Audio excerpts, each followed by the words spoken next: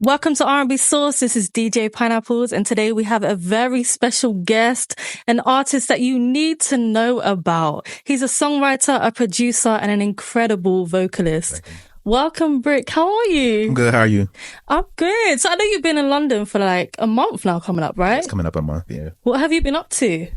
Honestly, just working and chilling. I've been here also working with Mr. Dimension. He's like my best friend and we've collaborated for years.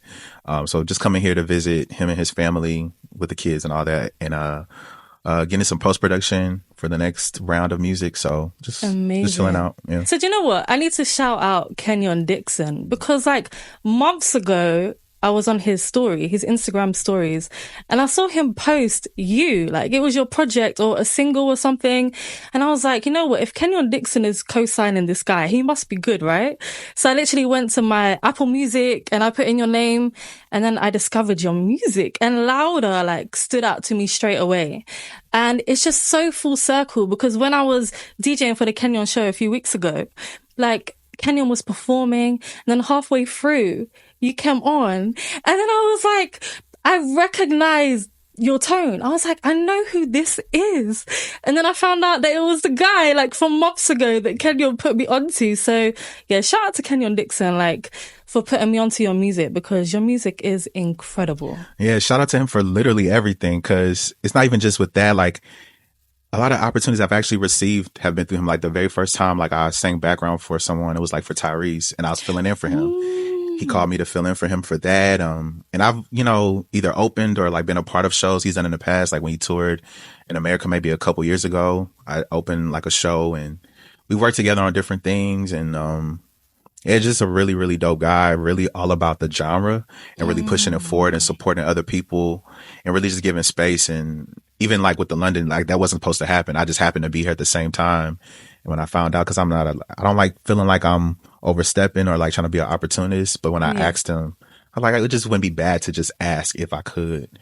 And, he was down with that. And I even sang in Paris too. So it was like, it's just really cool. Shout out to Kenyon. Like literally he's in my Mount Rushmore of like, the indie artists, especially in that era with like India and Alex and B.R.K. Yes. So just watching his journey and touring, literally being able to watch him tour in America as well as tour in the UK and Europe, nominated for Grammy after Grammy. Like it's a really amazing journey to be able to like watch. And I think the fact that he supports other artists also, I think tells why he's where he is now too. For sure, like his character, he's such a genuine person. And you know what, you're so right, because I really feel like he represents R&B like no other.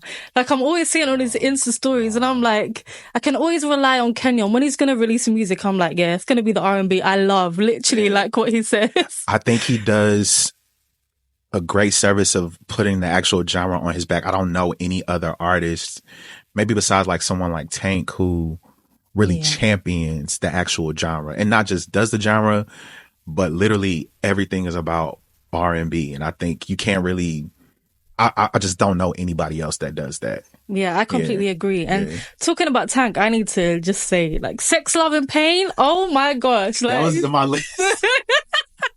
We're getting there too early. Like Tank, oh my gosh. Like I remember discovering him and just being like Maybe I Deserve times, like really early on when he was signed to Blackground. And I'm just like, vocally and even like as a musician, as a producer, as a writer in the Underdogs camp as well.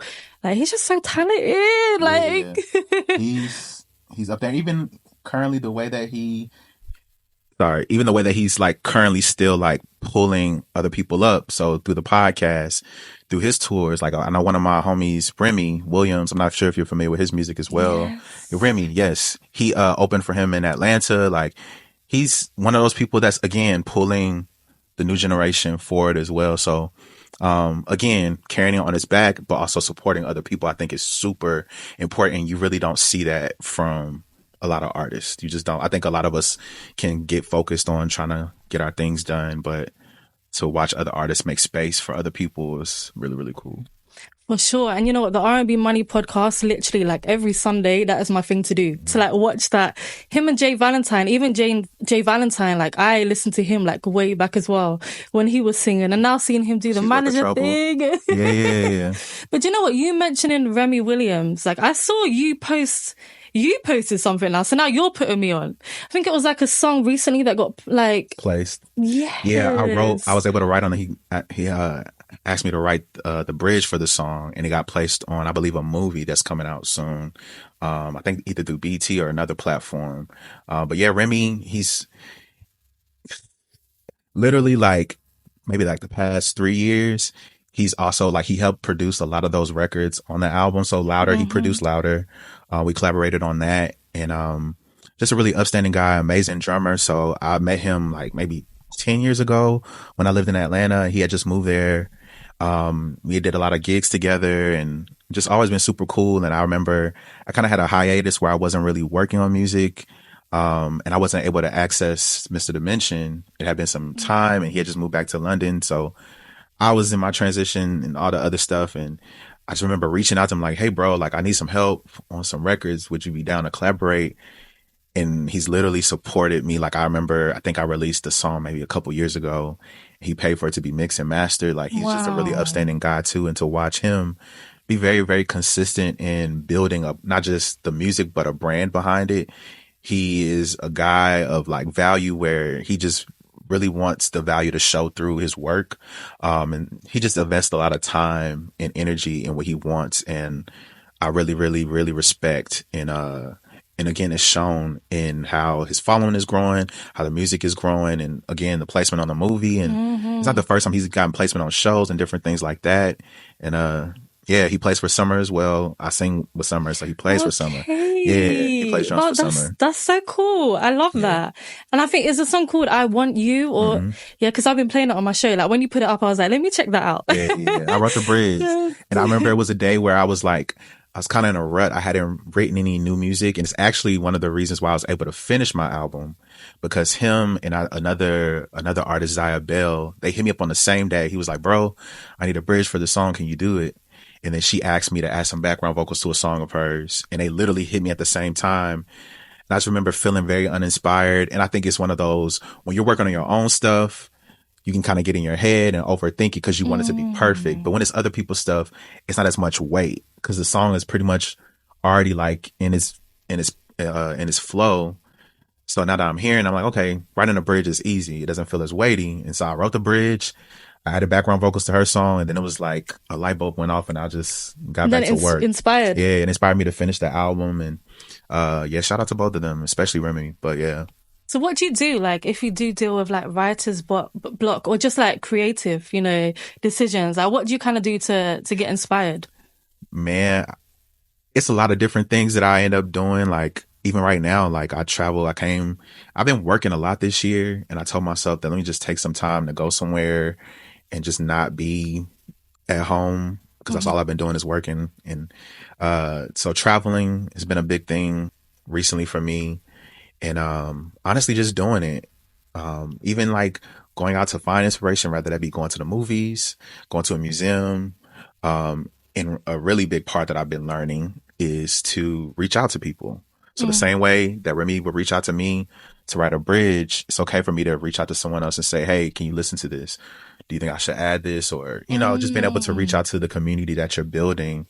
Because a lot of times it's really just your head. You know what I'm saying? Sometimes you just need somebody to confirm and affirm and say, nah, you're tripping, just finish it. Yeah. And so, yeah, you can't always do it alone. Yeah, that perfection thing. Like I've heard of artists that literally they haven't released for a few years and it'll be like the manager will be like, yeah, they're struggling with the perfection thing. But everyone else is like, this is amazing. Yeah. But for them, it's like, it's not where I quite want it to be. But Yeah. I think it's hard because when it's your dream, nobody else can like put it on their back like you can. yeah, And you care a little bit more. And it's almost like this heavy burden. Like it's a beautiful burden, but it's really heavy where, for at least for me, I can see it. Like I can taste it.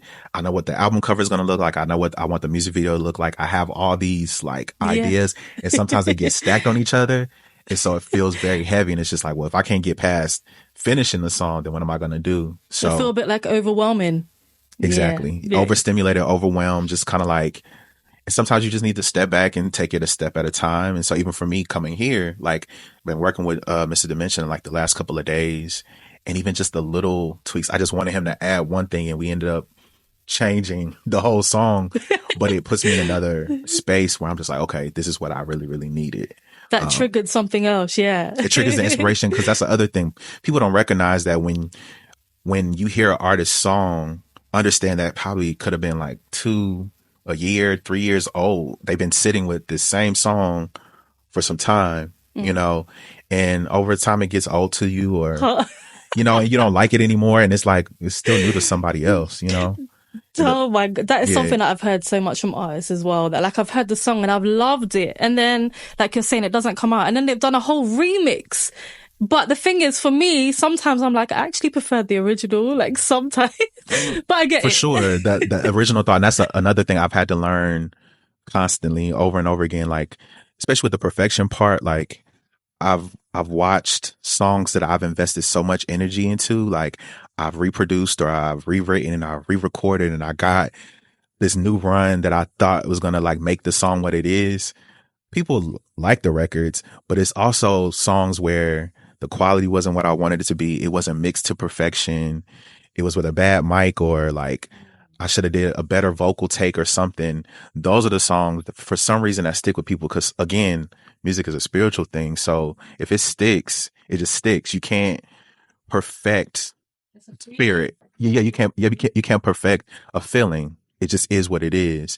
And whatever you were feeling when you gave that is what people have to receive, versus you trying to like take that feeling away to get it to sound a certain way. Perfect. But you might have got that magic. But in the perfect first is not time, real. yeah. That's the crazier part. Perfection is literally not a real thing. There's no such thing. And we all know that, but at the same time, we still like strive for it. Yeah. And I think you should. We do want things to be of great value, and we want things to be great. We don't want to be lazy, but sometimes your 50% is someone else's 100, you know, and people can still receive that, especially if your heart is in it. So you just never know. I think it's about following your heart, and whatever comes out the first time is not always bad. And sometimes perfection is just a lie. It's low key fear trying to keep you from actually putting it out there, because you don't want it to be critiqued or judged. That's the other thing. People are perfecting it because they think that once it's out there, people will tear certain things apart. So you're trying to pick it apart before other people can. And that's not necessarily the case. You saying that, like, I'm just like, wow, that's just opened up a whole other thing. That's so true. Yeah. It's really just fear.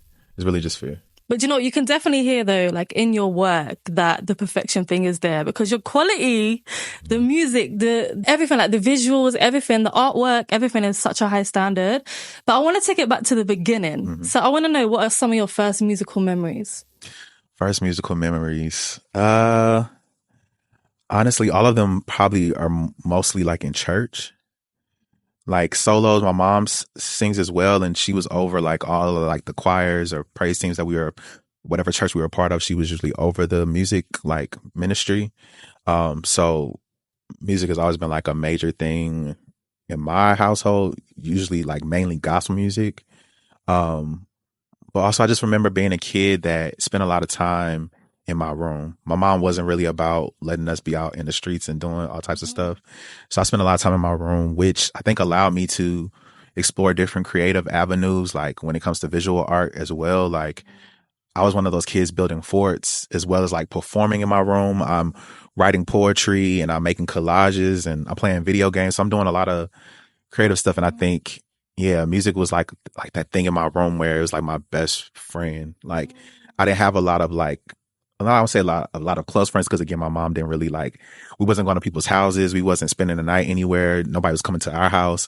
So again, a lot of my time was spent with just me and music, and me being able to hear my own voice and hear and study other voices and really fall in love with them, you know? How old would you say that you were when you actually started singing? Singing to the point where other people heard me and I was doing it often. I don't know. As long as my mom didn't play. She always had us singing in church. Like I didn't sing a lot in like talent shows in school or anything, but she had me singing in church like as early as possible. And I'm talking about like to the point of like me also teaching. So I'm teaching parts with her or for her in rehearsal. Wow. So yeah, learning harmonies or creating harmony, like that's where that came from as well. At that age, like young. As early as possible. And I think it was just a natural thing. I just think that's all she kind of like knew. And I think because I just naturally gravitated towards it, she kind of just let it happen. But I feel like, the best vocalists, they come from church. Oh, for sure. So what do you think? A lot of people have this kind of like discussion nowadays that like, oh, people are not growing up in the church. That's why R&B ain't the same. Like, what's your opinion on that? I think it's factual, but I think the reality is too that church, or at least music in the church spaces, have also evolved. So it doesn't require the same thing. So even if people still go to church now, you're not going to get the same experience. I just think it was a time where that was like the thing. Even like at the inception of R&B itself, like when I think about like Aretha Franklin and literally every singer that you can think about that created the genre, they all came from R&B as well. And they also had gospel albums. They also had gospel songs, even other genres like jazz. Like, I think the biggest thing that we might be missing when it comes to like missing church vocalists is not just the vocal, but the spiritual element of it. Because if the conviction isn't there, again, there's a lot of skilled people. I think we were saying that before, where people can do the note, they can belt, they can do the run, but if it's not felt, like the delivery isn't there. If the delivery isn't felt, then it kind of misses the mark. And I think in church, it teaches you to give that conviction, because you're singing to a higher power than yourself. You're singing without a care in the world. Like you're really pushing that, because it's about that and not about the vocal. It's more about the gift of song rather than just the sonic. It's the spirit more than the sonic, I think.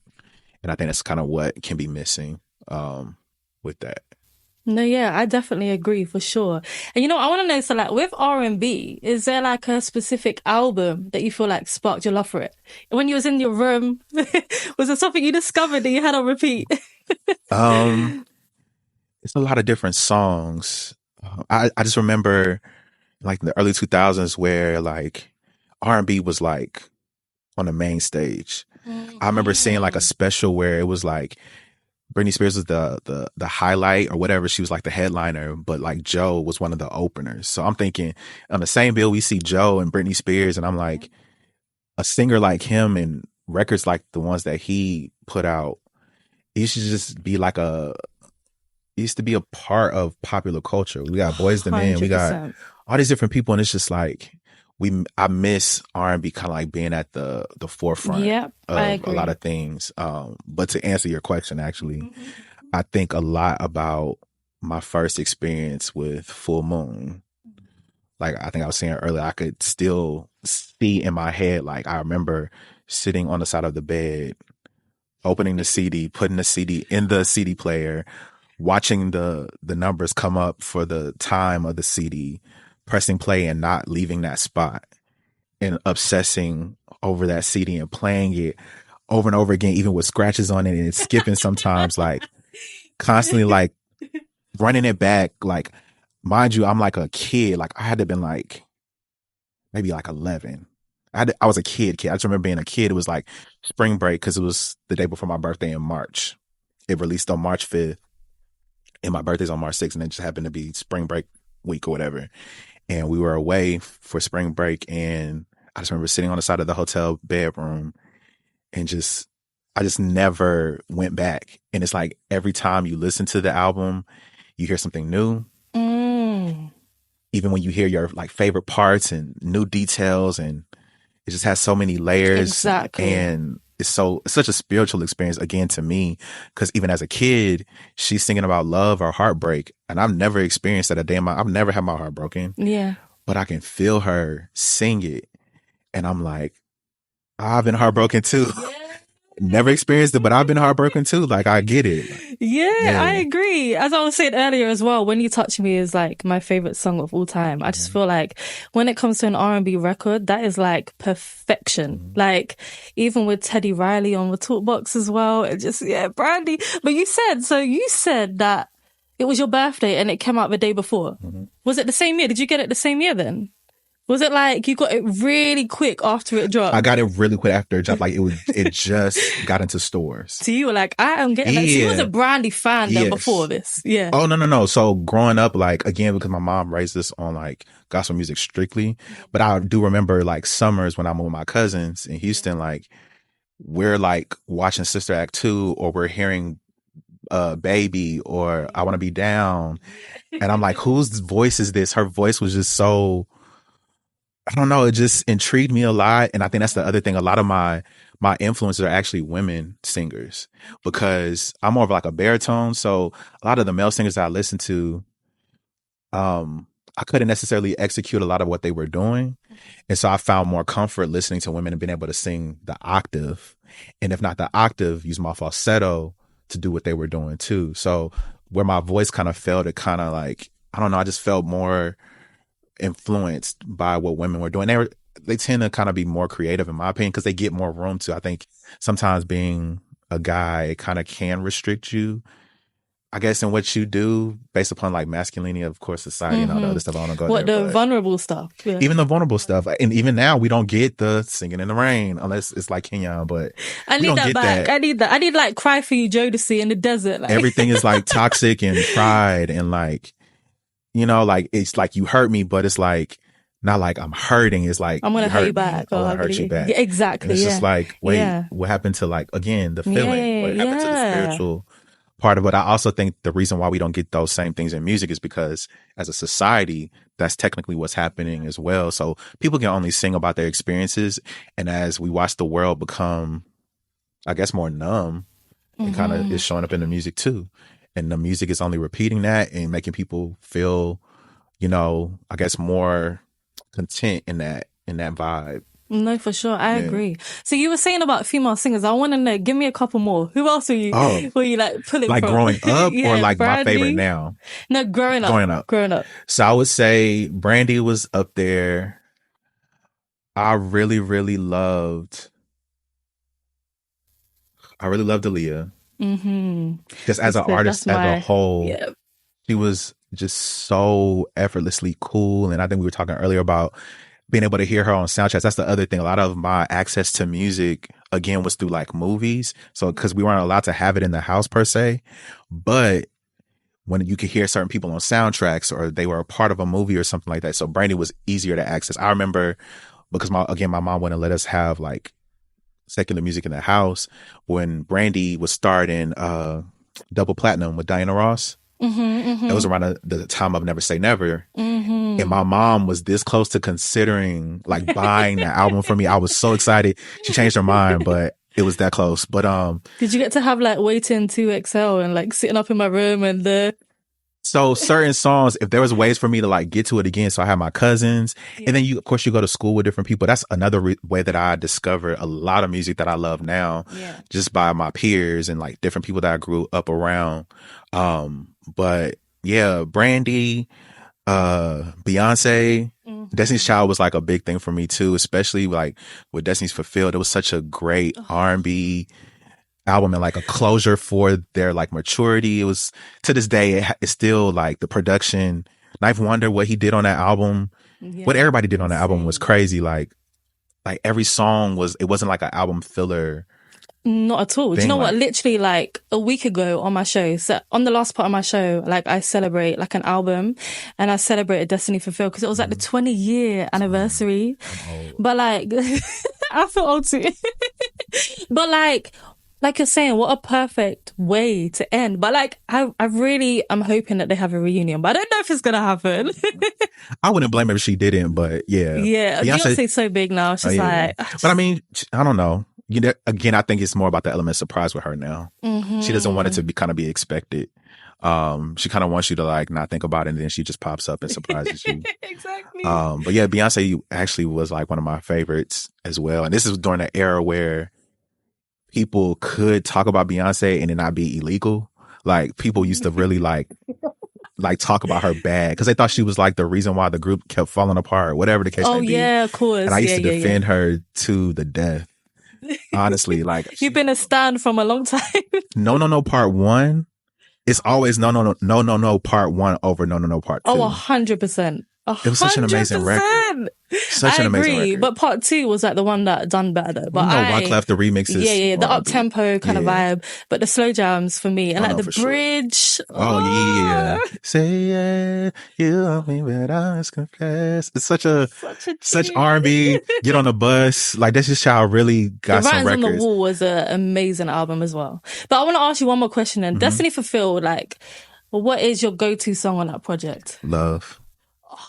I know it closes the album, and people, I think you gotta just be in a different spot to really get it. The way it goes into the bridge with Michelle, the arrangement, song is insane. And Beyonce, her lows. That's the other thing. Beyonce's range has always been crazy.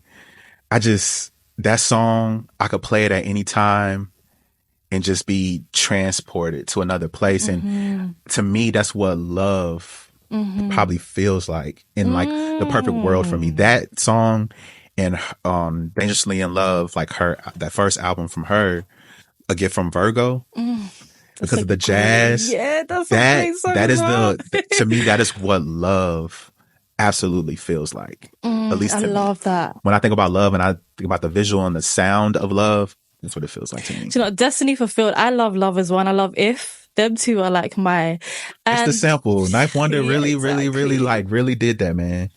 And the Beyonce album, I would say like Speechless as well. And yes, Be With You, like them tracks there. I think they were like back to back as well. That was a part for me on the album. That whole album had no skips. Really, it was incredible. Maybe like Daddy. I wouldn't play Daddy, but yeah, every song, like even if it wasn't a single, they were really like, maybe Hip Hop Star wasn't as popular, but it was at number 4, I think, on the album. Yeah, I remember. But like, just the production, it was still different enough, but it had that soul to it, that R&B. It's just... No, Beyonce is incredible. Like, I'm so happy to see where she is now. Like, she's literally a living legend, you know?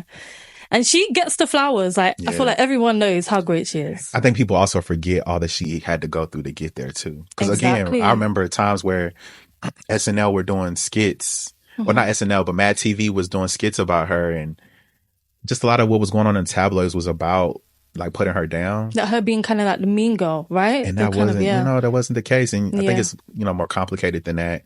And that was just to be in a time where it's literally not okay to be against Beyonce. I just think it's interesting because I remember a time when it was. People were. Yeah. So do you know what? Looking at your credits, you are like heavily credited on your album of being a producer. So I want to know, like, when did you start producing? So honestly, I actually have been doing it for a long time. I just didn't see it as such because because of the perfectionist thing, you think that, just because I did this doesn't mean that, I don't feel like I'm great at it. So I don't want to credit myself for it. So it's just easier for me to just say that, okay, yeah, that happened, But I think it wasn't until after the pandemic, I had been working with Mr. Dimension so much in the previous years, since like 2016, 2017. And I kind of was leaning on him with a lot of production stuff. So a lot of the ideas I was composing, but kind of like him executing. So, hey, can you play this with this instrument? And he'll do that, or he'll add to whatever the idea that I had. And it wasn't until the pandemic where we were all in the house and, it was just a lot going on. So he didn't have the space or time to really like delve into new music with me. And I had to spend a lot of time just like experimenting on what that looked like for me to like produce full records.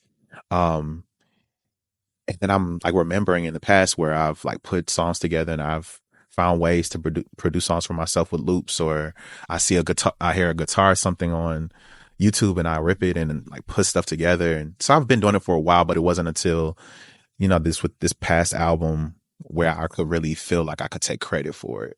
And a lot of major changes that I had, I was able to finally like execute the ideas that I had rather than giving the idea to somebody else. Someone else to do. Yeah. Yeah. So, and with technology nowadays, it's actually a lot easier than you expect. And so, yeah, it's just honestly, it's more about settling into the idea of me being a producer this year. But I had always been doing it. You've always had the ideas. I always had the Yeah. ideas, and even sometimes executing them on certain songs in my past. But again, because I didn't value it, because I didn't think that I was like, I wasn't Dark Child yet. You know what I'm saying? I'm just me. Yeah, So, that's but you're like, would you the still expectations of executed it? yourself. Yeah, Yeah. like you still executed it, you still produced it, so that makes you a producer. Yeah. So take the credit Yes. and move on. And so again, it wasn't until this past project where I could finally like sit with it and realize, okay, no, I can do this, and I did do this, Yeah. and it's actually good. I like it, Yeah. and so now I can take credit. I can, I can claim it. I love that. And you know what? I noticed on your album, Love in the Most Beautiful Way, like the sequencing, it feels very intentional. With each song, it like flows into the next and it tells like a cohesive story. Do you approach the process with a clear narrative in mind at the start of like what the sequencing is going to be? I would say no. What tends to happen is like, I feel like honestly though, the story is literally the same. Especially with R&B, it's always about love. It's always about heartbreak. It's always the journey of a relationship. So it's just like, you're just finding new ways to tell the story. And I remember listening, so albums like Full Moon. And I remember also listening to another artist, by the name of Mickey Miller out of Chicago or Indiana Indiana. Really dope musician and artist and songwriter and producer. And it was one of her, I think it's Summertime Shy, listening to that project for the first time and hearing how just the production value of how she allowed those transitions to happen, and how, again, you can transition songs, but it's something else to like sample yourself and do all these different things. And I just found it cool to kind of just like, let's have these things connect. I don't want people to know when a record has ended. I want you to play it and it just play. And then when it's done, you're like, wait, it's the next song. You know what I'm saying? Like, and I think even when the EP that I released prior to this last album, What's the Matter, Brick, with that EP, I did it to where it transitioned back to the first song. So it's almost like a perfect loop to where you could play any song on the project and no matter where you started, it would still loop you back to that song. So I don't know. I just think it's a cool way to tell the story. And again, I'm all about creativity in music. So whatever is going to allow me to be a little extra, I think it's cool. Yeah. But you know what? You definitely executed it like amazingly, because that's exactly how I felt. Like listening to it, I'm like, hold up, this is the next song. I didn't even realize that we transitioned into it because it's just so smooth. Like, now you've done an amazing job. I just want to say that. And in terms of like your writing, do you write for any other artists? So again, I think it's similar to the production thing. I've never seen myself as a writer. Like I write for myself because these are my stories. Like even growing up, I wrote a lot of poetry. So that's where songwriting started for me. I think it's easier for me to write for other people, but I don't do it a lot because it's one of those, I'd rather teach people how to fish than to fish for them. And I get it in certain situations, like I'll do it, but it's not a big desire of mine. I'd rather sit in a room with somebody and say, tell me your story. I want to teach people how to trust themselves. And not everybody's going to write the perfect first song. You know, I've had to grow as a songwriter, but again, I'm just more about how can I help an artist if they're open to it? Because not everybody wants to write, write. But I think only because I have conversations with different people and they're just like, I wish I could do that, or I can't do that. And it's just like, you actually can. You're just not making the effort yet. And sometimes you have to be patient with yourself to grow to a place that you really can like honor and respect. And again, so I'd rather sit in a room with the person and be like, tell me your story. Now, how would you say this? Because these people have to sing these songs. And again, I respect, I get it. I respect songwriters, especially even more now that I'm in a place where I've been collaborating with more songwriters to at least just kind of like, because I think it's important for me to also make my music accessible to people.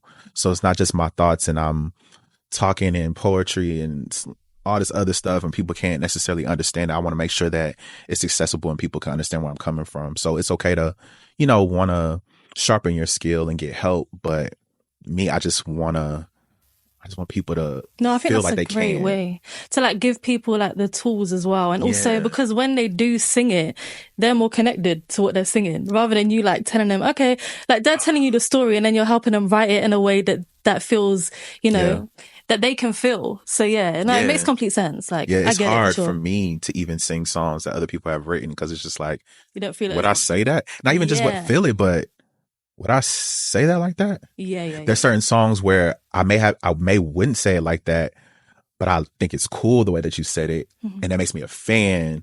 But I don't think that I would say it that way. So I think it's important for me to be Mm-hmm. able to use my voice specifically. Yeah, You know what no, I'm that makes saying? complete Yeah. sense. And do you know what? So a track that I've had on repeat is Louder. Mhm. That song is so special from the writing to the Mhm. production and the vocals. What was the session like creating that track? So it was a couple of different like things. I just remember getting the concept in my head about, because the song is technically about just like somebody ghosting you. Mm-hmm. And I think a lot of people get frustrated with the idea like, how did you have all this energy in the beginning and you just up and just disappear? Like, what energy you started with, you need to like end it with. Like, you were all out and now you kind of like changing. I need that same energy. Like, if you gonna leave, let it be as loud as your entrance, you know? And so I just remember getting the concept and kind of like sitting with it and kind of like, I think I had the idea of the sample that's in it. Open the door and let me leave. Yeah. So I recorded that myself, and then Remy took my vocals and kind of like, you know, sampled it throughout. And we just worked on it. And I knew I wanted the bridge because I'm a big Music Soul Child fan. And to me, it felt like an R&B record, but it also felt very neo soul. And so that transition into the bridge felt like a music record. So I'm like, I wanted to feel like Music Soul Child, and just constructing the record with Remy and then sitting down and writing it. And then I think I let it sit for a while because I was feeling kind of like uninspired, you know, or not feeling secure enough in the record. And it also felt really big to That's me. crazy because that song is incredible. It's an incredible record. That's the other reason why I was scared, because I was like, this feels like a really big song. I have to do this song. And it feels daunting now because it's just like, I knew that that would be the record that people would gravitate towards because it felt so much like the records that I gleaned, you know, towards. And it felt like music, and it was musical. And it's one of those songs like you have to show up and actually sing it. You can't like just play around with it. Yeah, You kind of your have to range, like, like you're getting down there, like what?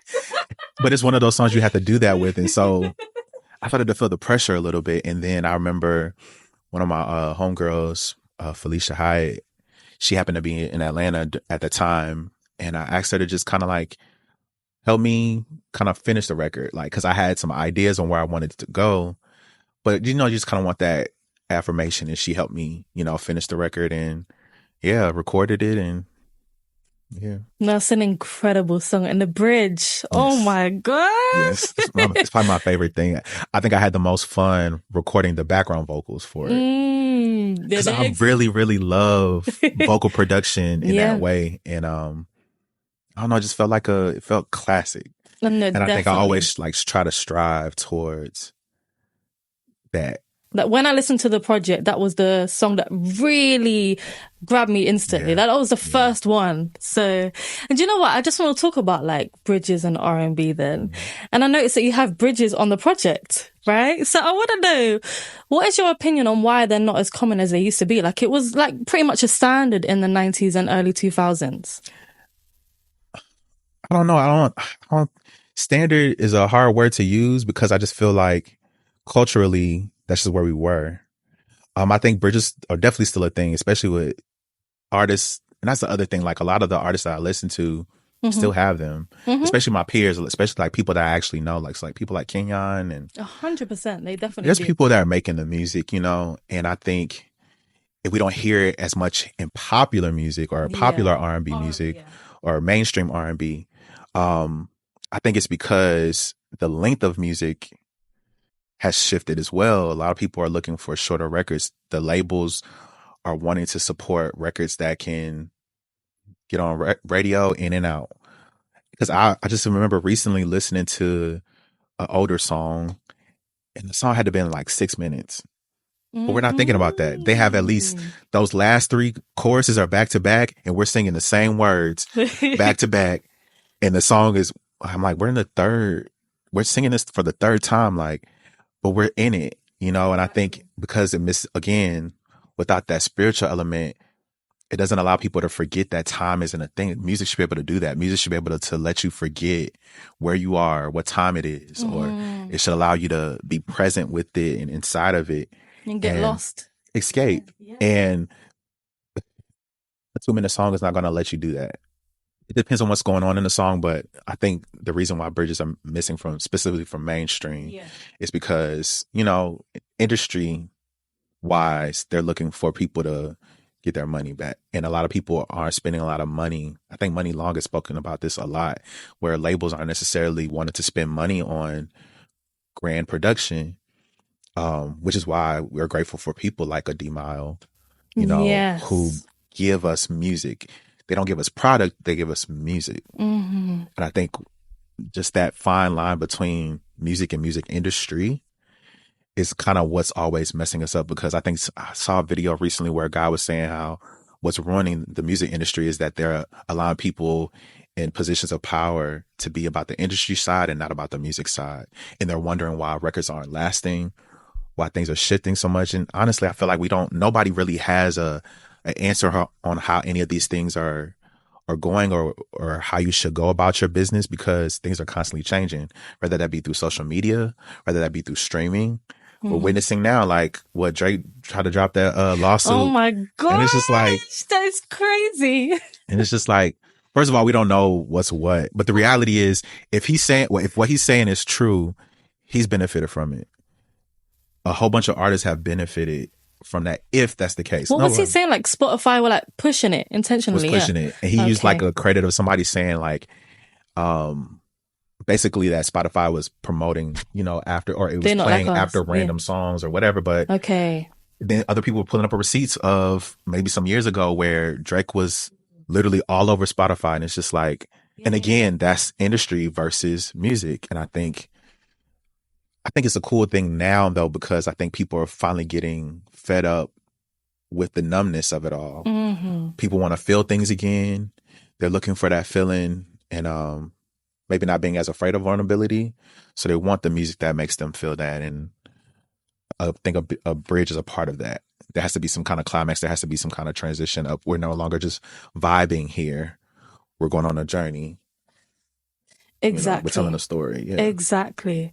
And you know what? So another track that I love on the project is Beautiful Surprise. I love the groove and the chords. Yeah. And your melody choices are perfect as well. I love that song. Yeah, that's such a great song. Can you tell us about that track? That one, Remy produced that as well.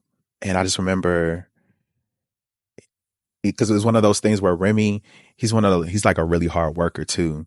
So you tell him that you need something, he gonna get it quick together in a hurry. And so with that record, I think either I was in the room with him or he may have sent it separately, like just randomly. And I just remember hearing it, and it's actually really heavily influenced by Janet Jackson.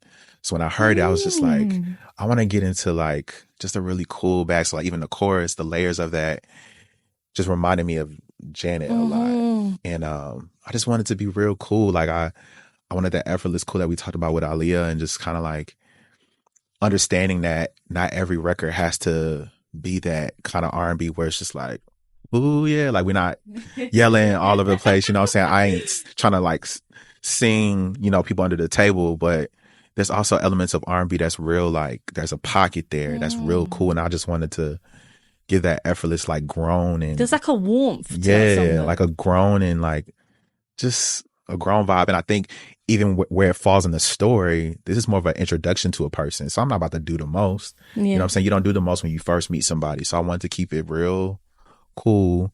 And I knew what was coming next too.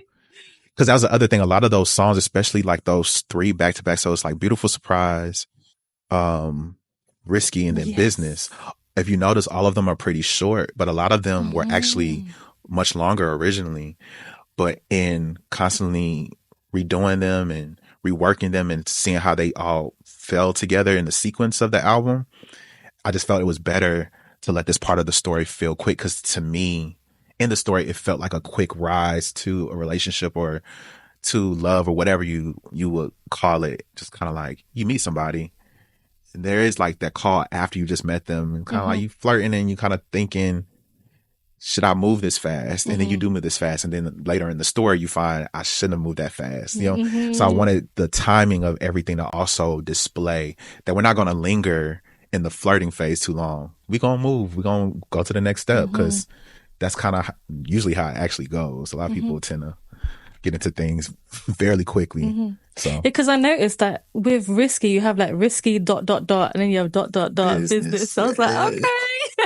Because originally Risky was like a longer song. Like I even wanted like this like rap verse on it and it was going to be so cool. And the way that it broke down in the rap verse. And I just remember listening and it didn't feel right. And a lot of the time I actually share a lot of my music with Jawan MP3. And I remember playing it for him. He was like, bro, it's too long. It just doesn't feel like it needs to linger. Like, and that's how you know, like when something feels right, it feels right. And so the same thing with business, like people, I remember I kind of released it on Instagram on Valentine's Day before I released the album and everybody, you know, wanted the song. And once they heard it on the album, they're just like, why isn't business longer? But honestly, the best songs are interludes because it makes you want more. And again, where it falls in the story is it was a quick rise to being with someone. And, you know, that's how it tends to happen. Like it's a quick rise. And the rest of the album is about coming out of that situation and taking the time, again, while those songs are longer, is taking the time to heal and process and get your shit off. Like be angry and be upset, you know? But I saw like even on your prior, was it like an EP that you had before, right? Yeah, that you had interludes on there as well. I'm like such an interlude person. Like what is some like interludes that stick out to you? If I say interlude. So one of my favorites, and a lot of people talk about Confessions by Usher, right? The album.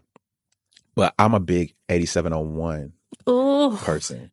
Granted, those are two different planets, two different universes when it comes to his discography. But 8701 was such a big thing for me. And what's the interlude before? Is it Can You Help Me one? The one before Can You Help Me? Oh. I am so yeah, alone, that's amazing. and I can't stand this feeling of being without you. Oh my gosh. I knew it was before Can You Help Me. I know it's like before. And it's so dramatic. Oh my gosh. It's so dramatic. It's just vocals. It's just like, I think keys or something. Like, it's so dramatic and it gets to the point. And Usher's always been really good with interludes too. Shout out to Jimmy Jam and Terry Lewis as well. Man, listen, legends. And they constantly prove why they are who they are. Yeah. You know, people who really, like, rest in peace to Quincy Jones, man. Like, people who really are about the music.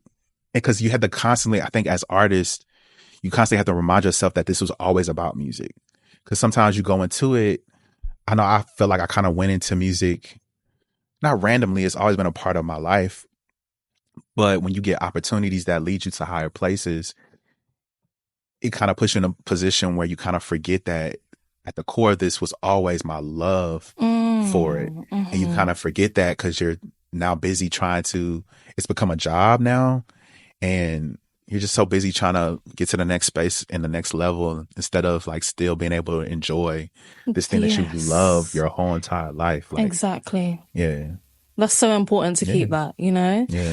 And you know, I just want to say, like, I love how musical the project is. It's got like that classic old school feel, but it also sounds like very fresh. So I want to know, like, what inspirations did you pull from when creating Love in the Most Beautiful Way? So Love in the Most Beautiful Way, I was trying to pull from Music Soul Child was like a major thing. Janet Jackson, like I mentioned before, but throughout some other like records as well, just her essence, her vocal arrangements and the way that she approached records, she's just, again, that same Aaliyah thing where it's just very effortless. Like soft, but very effortless. And I didn't want every record to feel the same. I am missing grooves in music these days. Over the pandemic, when I was working on a lot of music I have so many songs that I probably never release, but I was working on music during that time, and one thing I started gravitating towards was dance, and I've tried to make it like a very important thing to me. Like whenever I do create music now, I wanted to inspire people to move, because that was something that really helped me through the pandemic, where we were all kind of like in the house or like alone, and I didn't want to use my voice as much. So you use your body, and not just dance, but like when you're in the gym, songs that kind of like inspire you to like Mm-hmm. keep like pushing. Like I like listening to dance music and on the treadmill, lifting weights, whatever it is. Like I know that those things really inspire people. So it's all about movement. And so that was like a big thing for me, like the core of it. If the song didn't make me feel like moving, then it wasn't for me. And then some of the slower songs, it was all about the soul. A big D'Angelo fan. So he was like a big like person that I was listening to around the time of like creating these records. And even like with the story behind Business, somebody was sending me just different tracks. The producer group Anakin Invader, Jared from that group, he had sent me some songs, and Business was one of the ones. And of course, when producers send you stuff, it's usually like a shorter version of it, and that's all I needed. And I just remember listening to it. I low-key freestyled most of that song. I was sitting in my hotel room because I was on another gig, and I literally freestyled that song. I recorded it in my hotel room, and that was it. So that was the other thing. Like I wanted to either be dancing, or if it flowed naturally, then that was it. I wanted to give it that. So a lot of the more neo soul songs that you hear on the album usually came from me just kind of like flowing, and whatever came out is what came out, and I let it be that. Do you know what? That's really interesting, because that's definitely something I noticed, like just the up-tempo side of it, because I'm a DJ as well. So I DJ for like Nike and do like clubs and stuff. And I'm always like trying to find new R&B that I can actually play like up-tempo. And there's definitely like a lack of up-tempos in R&B. So when I heard your project, I was like, Again, the trap. balance is there. Yeah, the trap. We're in the era of trap. I don't think we're there anymore. I think people are finding their way out of it now. But just I mean, you can kind of dance to toxic music. There's been a lot of toxic records in the past that you could groove to, but We won't feel good though. yes, you want it to feel good. I think, yeah. No, I want to say thank you for that, because as a DJ, I'm definitely always looking for up-tempo R&B. And that's been another thing, me actually attending more parties and like going outside again. After the pandemic, my life had to like really shift. It was more about how am I living my life that then informs the music. It's not just about me sitting in the room creating, because you can't create in that kind of space. You kind of have to live life and then give what you've learned. So as you mentioned earlier, you do background vocals for Summer Walker. So I want to know, like, how do you balance the life of being a backing singer and also being an artist?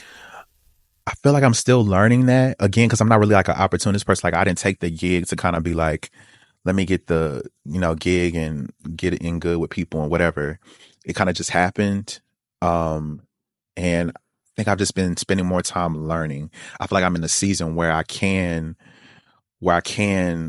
enjoy it and learn what I need to learn, and be able to see behind the scenes and see what kind of work it takes to get to where she is, or the help, and just different elements of being like a mainstream artist, like what that looks like. I get to be educated in that. And so I kind of make the gig more about that than anything else. I really feel like I don't struggle to balance. It was really cool. Like when I released the album in March, we were actually in Australia on tour. So it just felt good to like be somewhere else and release music and celebrate. You know what I'm saying? In a different, a different space. I think I'm just more like trying to sit with gratitude on it, because the opportunity came again randomly, and it's been really, really good and cool.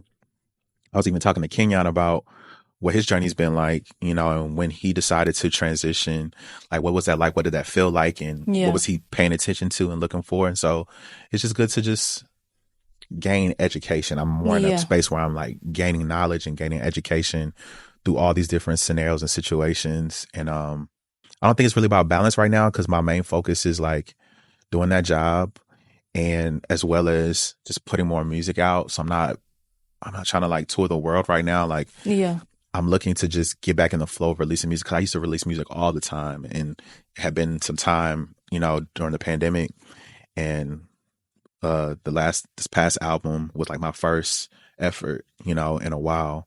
So I just want to, spend more time rebuilding the catalog and finding new sounds to establish me as me, to really set me apart, and see where that goes, and let the support build, and all of that. I want it to make sense. For sure.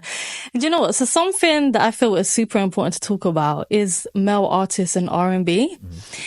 And me just feeling like they don't get the recognition that they deserve. Yeah. And then on r&bsauce, like I play so much male R&B, and I believe the quality is 100% there. So why do you think that people believe there's like a lack of male artists in R&B?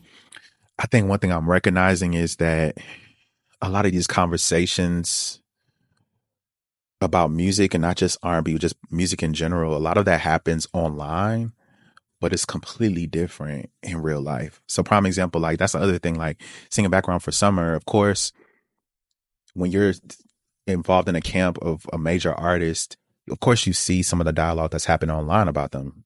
Whether I know any information or not, you know what I'm saying? But to see in real life that regardless of what people are saying online, we're going into these arenas and it's filled to capacity, and these people are singing bar for bar louder than we are. Like, I'm trying to hear myself because they're screaming her lyrics. They love her, and there's a reason why they do. You know what I'm saying? And I said that to say that a lot of the dialogue about R&B being dead, there's no bridges, male R&B not doing it, the whole nine. Like, again, that's just online chatter. Because at the end of the day, we have examples of that. We have Lucky Day. We have Kenyon. You know what I'm saying? Like, I'm not as big as, other artists are, but I'm here. I'm making the music, and there are people listening to it. And I have to at least be grateful for that, There's plenty of male R&B out there that are really doing amazing things, that are changing the game, that, again, people like Kenyon putting on his back, people like Lucky who's shifting what that sounds like. Yeah. There are a lot of leaders in it. And I think what you really find is the people who aren't a part of those conversations are really just really focused, and they're actually doing the work. It's more people online talking about it because they don't have to do the work. And when I say do the work, it's not just they're not artists themselves, but no, people aren't sitting down to look through Spotify or Apple Music, or to ask questions, or to listen to podcasts or interviews to figure out who artists are, or who they can actually like access. Like, it takes a little bit more work in a time where everybody's just so used to just following a trend or so-and-so's name, and then, it comes up. But definitely, shoot, Leon Thomas, amazing year for him too. You know what I'm saying? Like, it's plenty out there. And I think the only difference is that women, of course, tend to get lifted up as they should, especially Black women in the genre, because I've watched people like Jasmine Sullivan for over a decade, pursue this thing, and she's finally at a place where I feel like that she really deserves to be. The Grammys, the accolades, the respect from all the other artists. She's always been Jasmine. But, so I think the only difference with men and women are that I still think that women still get a little more freedom on what that looks like. And I think that's changing. I think as people like Lucky Day, who's shifting what it sounds like, we're looking for other artists to shift what it looks like. I've had conversation with Kenyon before about knowing that he's an amazing dancer. Like, I know that's his start. You know what I'm saying? When it comes to the industry, his start is dance. Yeah. And just like waiting for the tour where, like, he did it with this tour, dancing and stuff, but I'm waiting for him to have 10 pull out choreography, 10 background dancers and just the whole nine. Like, I think again, because women are kind of like pushed and propped up to have all the makeup on and the hair and the costumes and the dancers, men don't always get that opportunity. I think right now men are in a space where they're creating the music and they're doing their thing. People are looking for them to compete with women when they can't. It's just two different spaces. I think we should keep it that way. But to answer your question, there's plenty of men out there doing it. It's just talk online. 100%. So do you know what, Brick? Let's get into some questions about R&B, okay? Okay. I know we've been doing this, but this is your top 3 now. Okay, top 3. Okay, so we're going to top three modern day R&B classics. So I was thinking about this too, man. I knew. So I would say the first one is top three over the past, like modern day, like past decade. Yeah, I would say decade. I would say at the top of my list. I don't know why this record isn't talked about more, Mhm. but Before I Do by Seven Streeter. It's That's a such an great amazing song. record That's an amazing song. because it's, again, one of those songs that you put it on and you're just transported. You're in the situation that she's singing about. Like you can see it, you can feel it, you can smell it, you can taste it. It takes you somewhere. I would also say I really loved Trapeze by Tiana. Television Night. Okay, that's a great song. It's an amazing Again, song. it just transforms. It's so many records out there, and I these questions are harder because as soon as you think about one song, then you think about another one and another one, and it's like 20 of them listed in your head, and you're trying to pick which one. But modern day classics,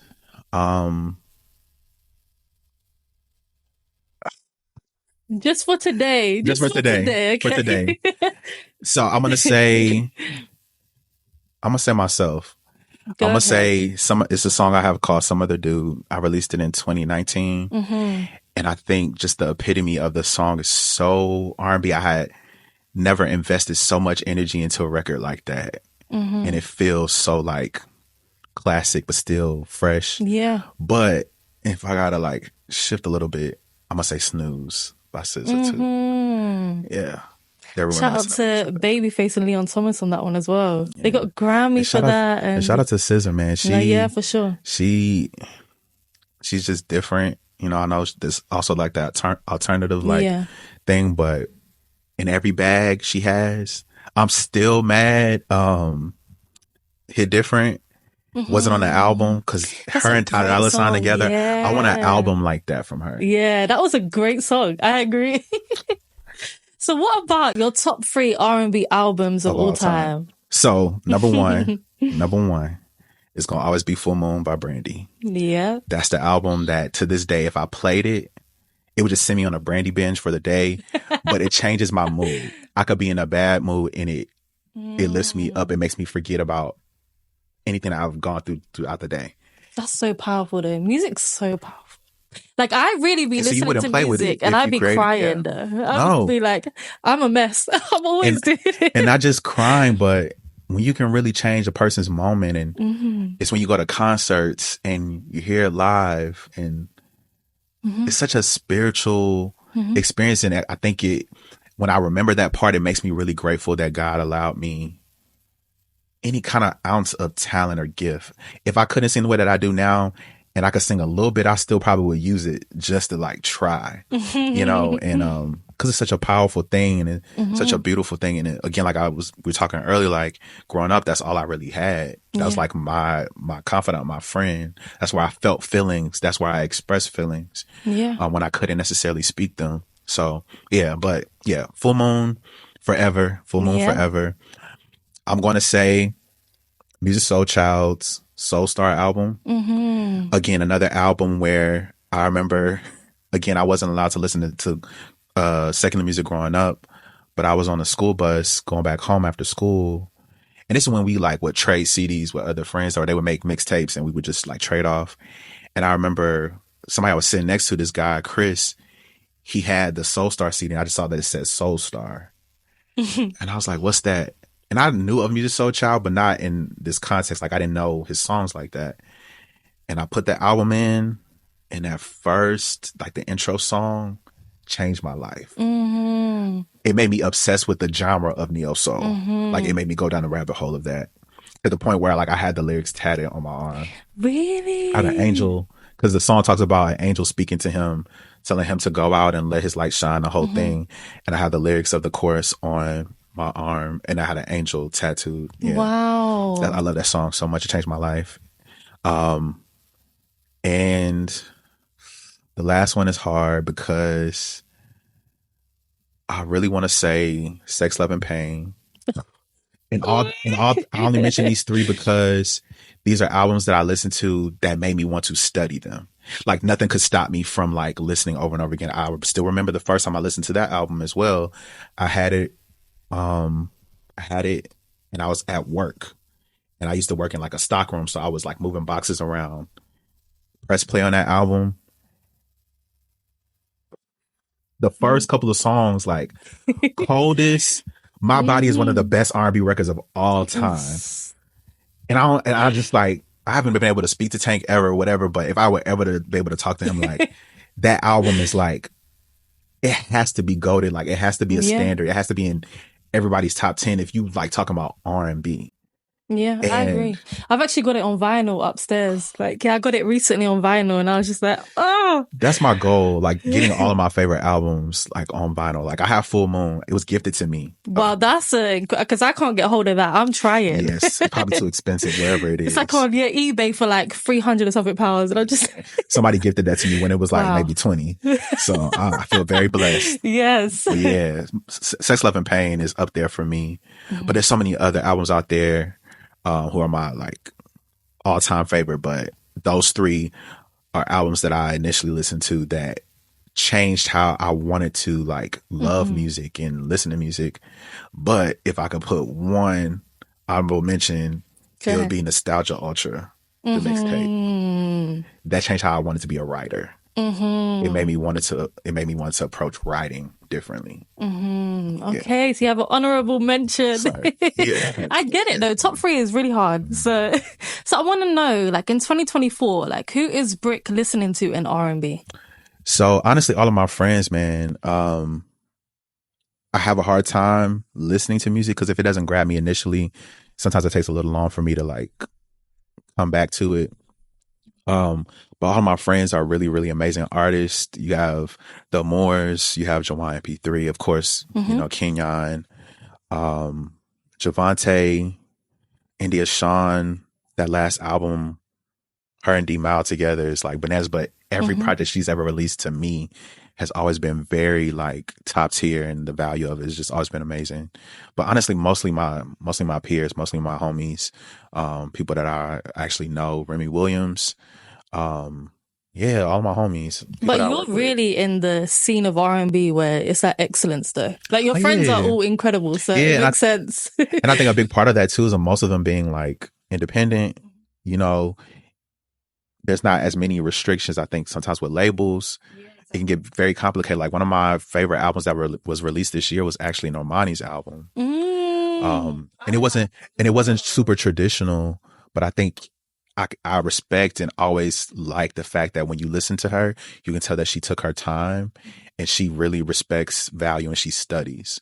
But I think, again, complications with labels, the way that it's promoted, the way that it's pushed, when you have so many people's hands in the fire, or too many hands in the pot, it can kind of get weird.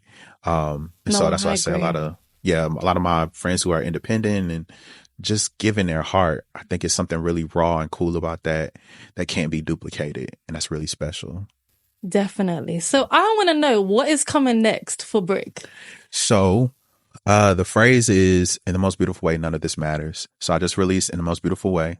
So it's Love in the Most Beautiful Way. And so the second album is Alchemy, None of This Matters. So it's more along the lines of like the first half was about love and that journey of a relationship or a potential relationship, and then Alchemy would be more about the lessons that you learn and the real feelings that you feel. So I'm getting back to, you know, having deeper conversations with self, and so some healing stuff, and dancing. We're absolutely dancing, a little more eclectic, a little more alternative too. So you'll have different feels, but still at the core of it is like a lot of like soul as well. So is that like 2025? Yes. Yeah. The plan right now is March. So around the anniversary of the last album to get that out. I honestly wanted to release them together originally. Oh, wow. It was going to be 2 albums in 1 month. Oh, wow, because the album is long as well, isn't it? So you were giving us lots of music in. Because I was just so over sitting with the songs, and it had been a while since I released. So I was feeling the pressure to kind of just like, well, if they don't like the first album, I know they'll like the second one. So let me just, but the reality was I was doing it out of fear. And so I had to check that and be like, well, no, the music is the music. This is my heart, regardless of who likes it or doesn't. I just have to give it, and I need to give space for people to discover it and enjoy it. So, Brick, let everyone know your socials and where to follow you. So you can follow me everywhere at B.R.K, BEREALKIIID. Okay.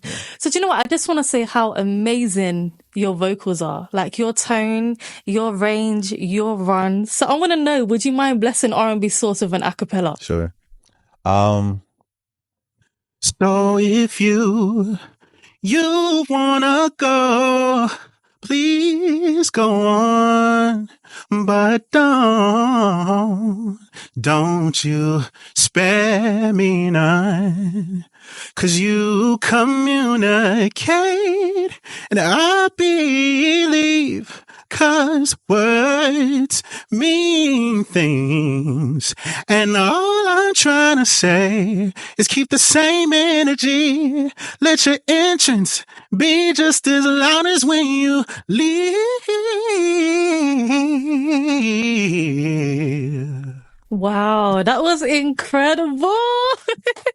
I just want to say thank you so much, Brick, for coming on R&B Sauce. I appreciate you. Thank you for making incredible R&B, like being such a big lover myself, like listening to your music. I'm just like, it's like excellence, honestly.